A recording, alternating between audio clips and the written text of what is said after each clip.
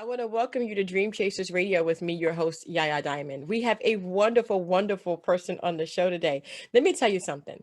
When you find somebody that knows what they're doing, they develop and they go to the next logical level, that's the way you're supposed to go. Like literally, like if you go from, let's say, from cooking in your kitchen for people to maybe getting a truck to now getting a restaurant, those are the like levels and everybody has them. And my next guest is doing just that. Don't go anywhere. We'll be right back.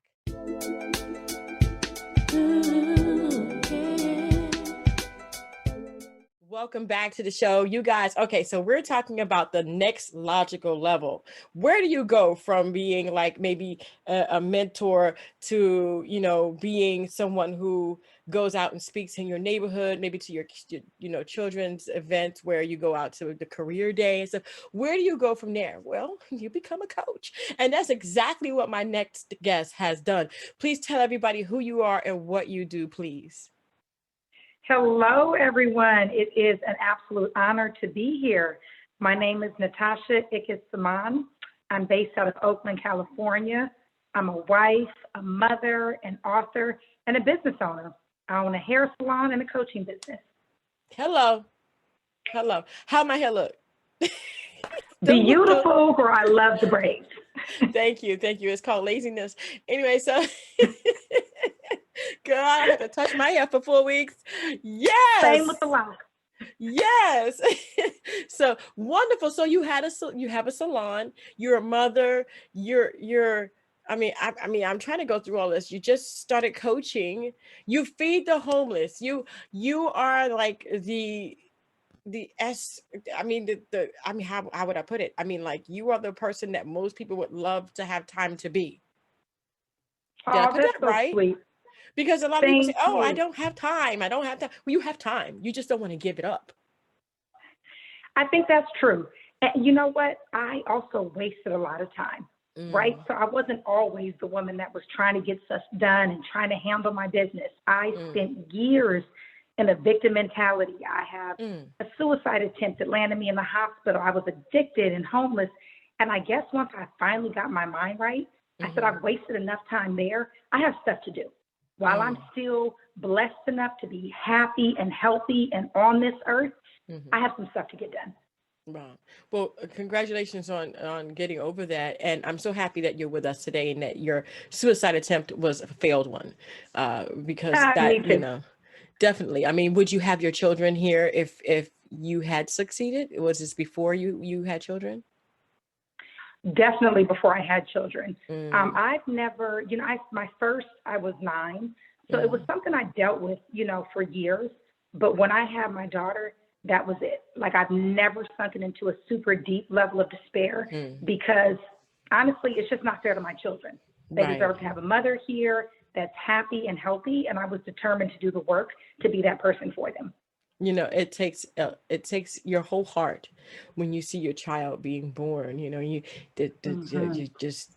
been a part of giving life, and you know what I mean, and you have to protect that child and be there. But sometimes it's just not enough for some people, and I'm very happy that it was enough for you to see how special you really are and how much you're needed.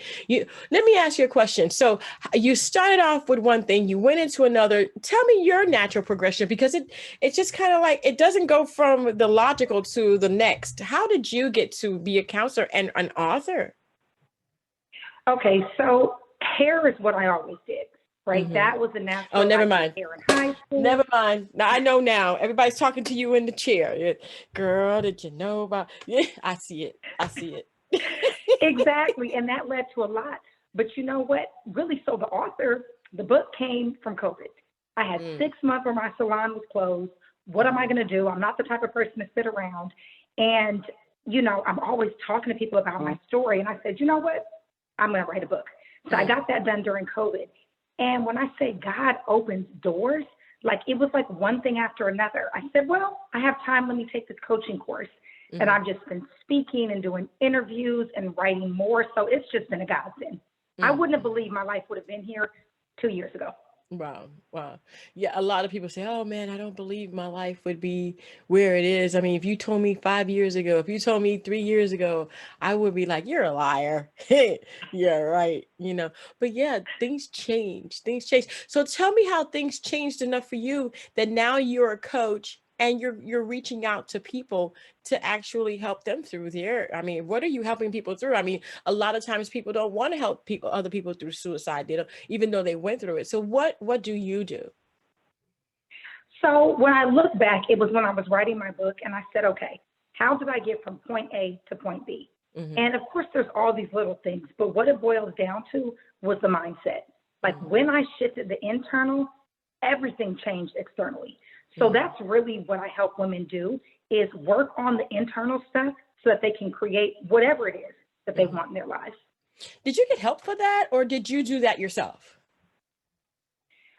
In order for my own transformation, Yeah. Did you go to someone to help you through, or did you just go through? so, no, I didn't. I just read tons of self help books. I Mm. did the courses, I mean, a few courses online and things like that, but Mm-hmm. nothing one on one. It was really, I love to read, and I would read spiritual book after spiritual book. I was in the church, I went to the mosque, I became a Reiki practitioner. Anything that was spiritually grounded and based, I was Mm-hmm. all in it. I have my set of crystals, everything. Mm-hmm. And then I eventually got a mentor, and she just kept pushing me and saying, I see you Mm-hmm. doing more. I see you doing more. And that's when I said, let me just try.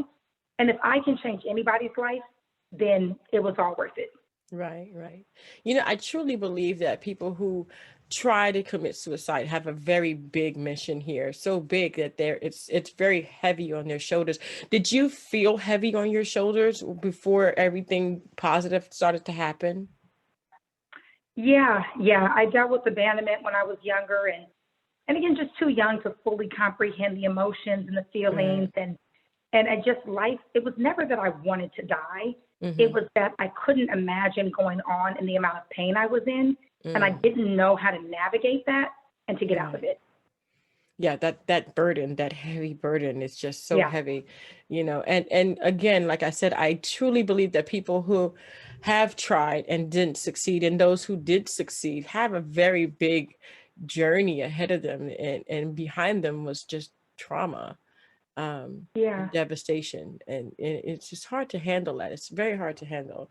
Wow. So you now are giving, and you're giving of yourself. You're helping people through. You're helping people go through. What is one thing that you would tell somebody if they came to you with a really common thing? What would you do for them?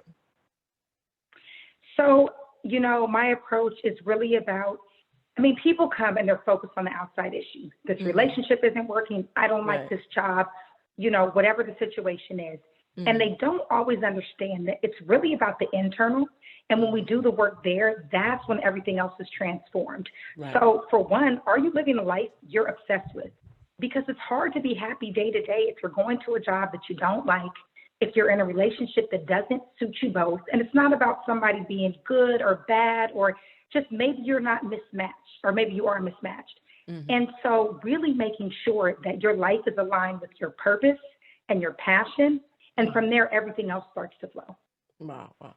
Yeah, I mean, you're right. You're right. It is about the internal because I mean, think about it. We all have dreams and aspirations, goals and things that we want to do in life.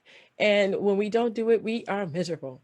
I know I am. I can't do it. I can't focus. I am Yeah. not supposed to be here. This is not what I'm supposed to be doing. And definitely that can be another burden and also drive people uh down to a spiral, just kind of go down. So, with everything said and done, congratulations again on all the accomplishments so far. But you have a long road ahead of you. And let me see that book. You said you wrote a book. Oh, yes, yes, I've got it right here. Uh-oh. Uh-oh. We're gonna have that in the description. Where can people get this? Where can they buy this book? Where can they get your services? Right. So my book is on Amazon. And if you look, I have such a unique last name. It's Ickes, Mm-hmm. Ickes. Wherever you search me, I'm going to be the only Ickes there. I'm the only one on Amazon. I'm the only Mm-hmm. one with that website address. So you can find me easily. Wow. And let me ask you one more question, because I know this is going through a lot of my listeners' minds. What, where, and how did you get the last name of Ickes? Okay, so I'm biracial. My mother is Okay. African American. My Mhm. dad is white, and actually his side of the family is German. And it's Ah, funny because growing up, I was like so embarrassed. They were like, "Is it like Ickes like the monster?" I didn't even know the show, but I was like, "Yeah." And as okay. I got older and was reading through the history books, I realized that actually the white side of my family has done so much when it comes to like social justice and Mm, fighting against racism and all these different things. I said if I would have wonderful. known that side of my history young, I would have been a Mhm. lot more proud of the name. Yeah. Yeah. We all miss something. And, I found we're Hmm. all doing that ancestry and the DNA stuff and all that. And yeah, I found out that I am a Duchess. If you actually go back in history. Yes. Yeah. Our family Wow. was owned by Lord Robert Dundas. That is amazing. And Yep. isn't there a power that you feel? It's just having that It connection to your is. roots. It is. It is. And Mr. Jimmy Carter, you are my seventh cousin. Go figure. Yes. Okay.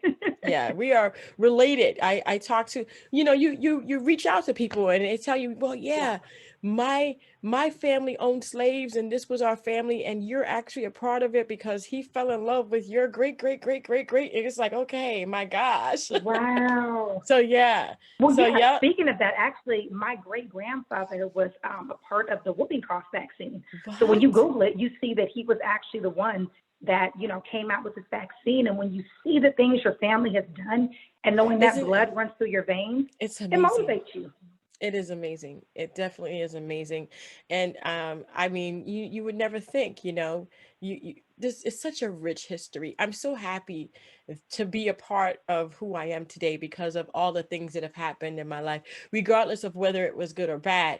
I just think about my relatives and the people who have come before us and people who have Yeah. paved the way for you to be a coach and paved the way for you to write a book and to be free in this land. You know what I mean? Yes. Regardless of your skin color, I know we have a long way to go, but we're Yep. definitely not where we were. And for our ancestors to make it across that ocean, they were strong.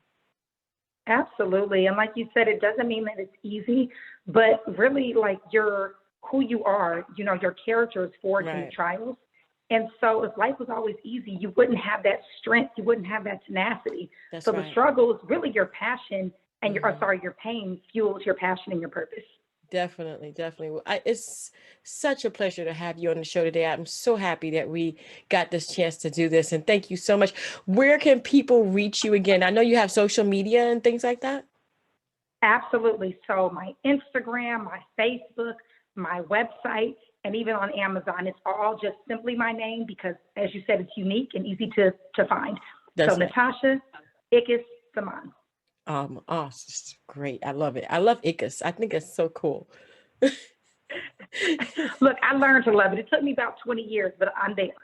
I hear you. I hear you. And we all should love every part of ourselves. It just takes a little bit of Absolutely. a little bit of time.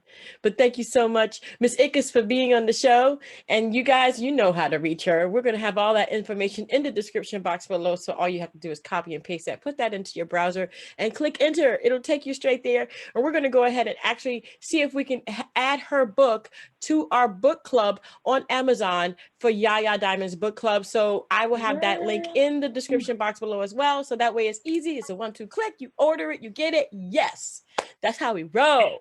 That's how it's done. That's right. I want to thank you guys so much for tuning in to Dream Chasers Radio. And don't forget to dare to be different, baby. Until next time. Bye. Thank you. Thank you, girlfriend.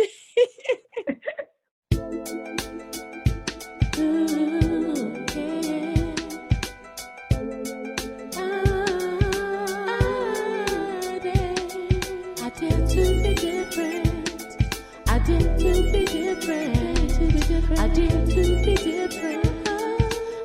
to be different.